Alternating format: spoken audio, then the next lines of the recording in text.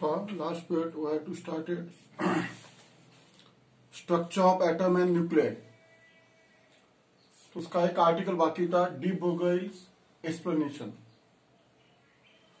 Last period में अपन ने 5 सीरीज देखे थे, Lyman series, Balmer series, Paschen series, Brackett series and पीपर्न सीरीज। तो अभी डी बोगल हाइपोथेसिस और डी बोगल एक्सप्लेनेशन। देखो लास्ट चैप्टर में देखा है कि material particle has a dual nature, particle nature and wave nature. Material particle have dual nature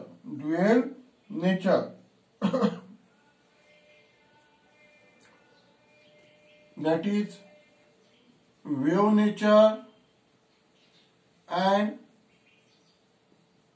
particle nature। देखो लास्ट पीरियड में बताया था कि जो डी बोगल हाइपोथेसिस है, ये जो ऑर्बिटिंग इलेक्ट्रॉन है, समझ में है ना, electron and a matter has a dual nature.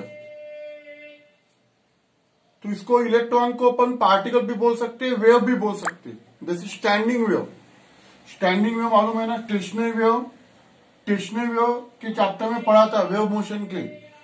देखो two waves travelling in opposite direction it form a stationary wave. इसको स्टैंडिंग वेव बोलते हैं, स्टेशनरी वेव बोलते हैं। तो इसका जो नेचर है इलेक्ट्रॉन या ऑर्बिटिंग इलेक्ट्रॉन का, ये पार्टिकल नेचर भी है और स्टैंडिंग नेचर भी है, ऐसे डी बोगल ने बताया। इसको बोलते डी बोगल्स हाइपोथेसिस। समझ में है ना, D Bogle suggested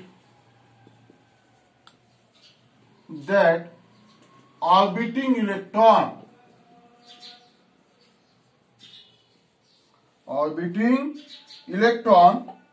inside atom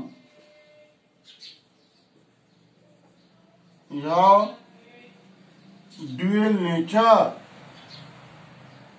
that is particle nature and wave nature. उसने उसको स्टैंडिंग वेव कंसिडर किया है as like a standing wave और स्टेशनरी वेव। समझ ना, wave nature and particle nature.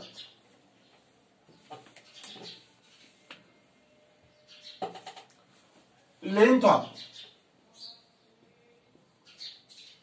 First orbit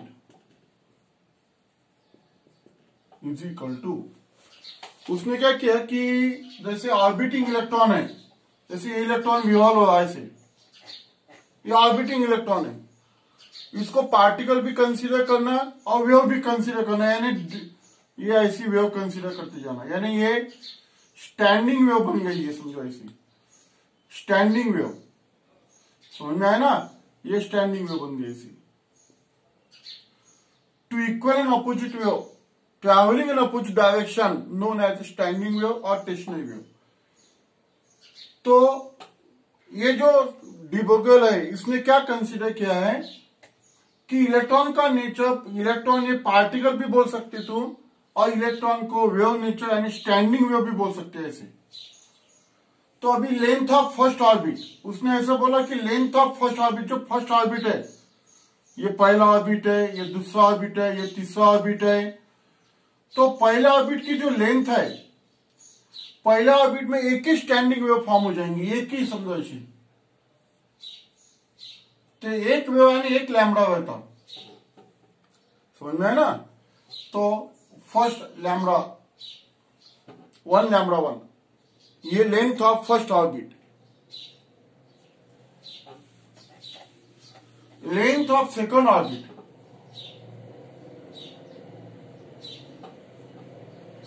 length of second orbit 2 lambda.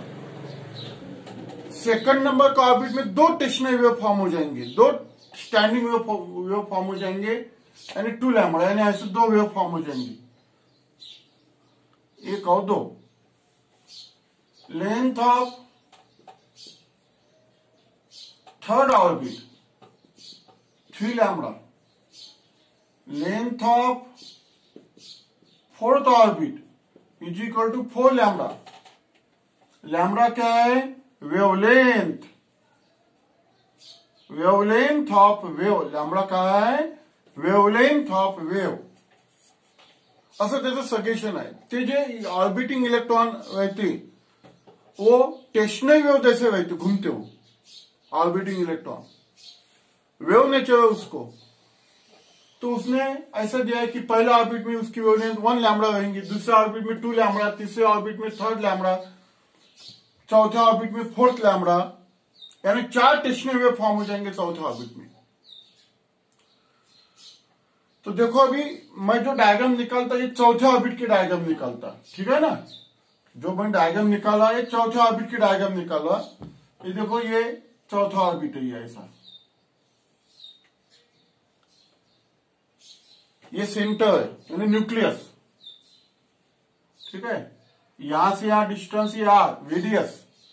तो देखो एक वेव हो गई, ये 2, ये 3, ये 4, यानी 4 वेव हो गए। आ गए समझ में?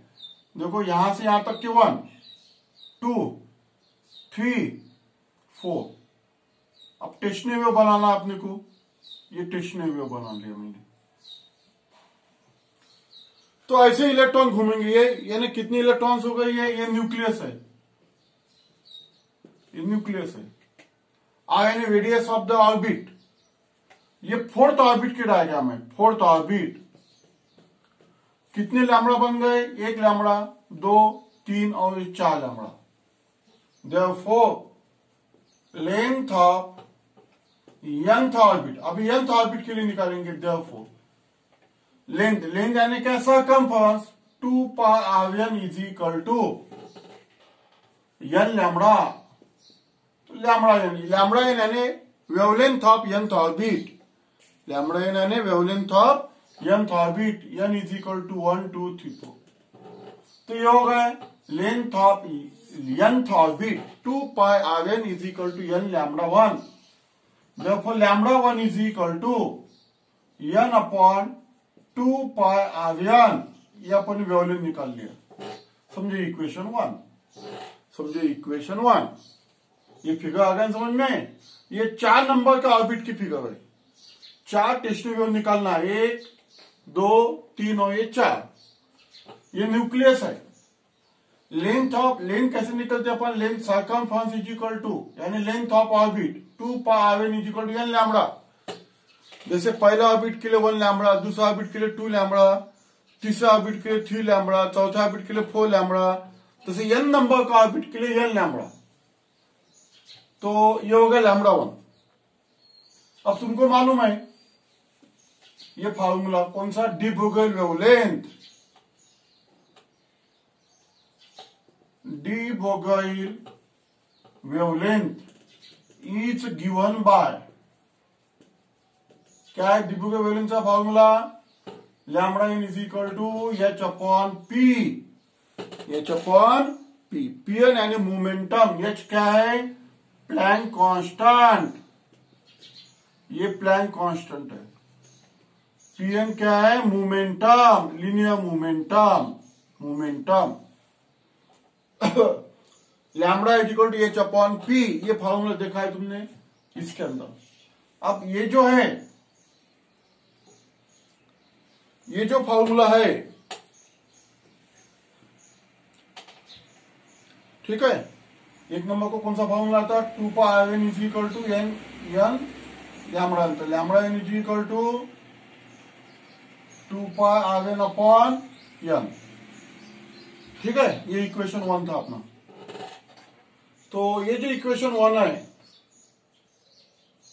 इसके अंदर ये कंपेयर करो अभी ये दोनों इक्वेशन, ये इक्वेशन 2, ठीक है। From equation 1 and 2, from equation 1 and 2 क्या आएगा? 1 एंड 2 कंपेयर करना है तुमको दोनों। 2 pi r1 upon n is equal to h upon pn, ठीक है। इसको इधर लेके आओ, pn into r1 is equal to h upon n इसको इधर लेके जाओ, NH अपॉन NH/2 पाई, ये 2 पाई इधर लेके आओ, ये मोमेंटम इधर लेके जाओ, समझो इक्वेशन 3 है। अब देखो ये जो फॉर्मूला है एंगुलर मोमेंटम, देखो रोटेशनल डायनामिक में तुमको पढ़ा था angular momentum is a product of linear moment of linear momentum यानी P इंटू आर, इसको n कहो, n नंबर के लिए निकाला है, this is known as angular momentum. तो can step equation 3, therefore ln is equal to NH/2 pi, यानी angular momentum is integral multiple of H/2 pi. कौन सा पॉस्टुलेट है ये? which is second postulate of Bohr's atomic model। ये actually अपन ने जो निकाला है ये सेकंड पॉस्टुलेट है, angular momentum of electron is integral multiple of H/2 pi, which is the second postulate of Bohr's atomic model। Therefore, on that basis, de Broglie says that orbiting electron have a dual nature, that is particle nature, and wave nature, that is considered as a standing wave। So this will be completed de Broglie suggestion or explanation।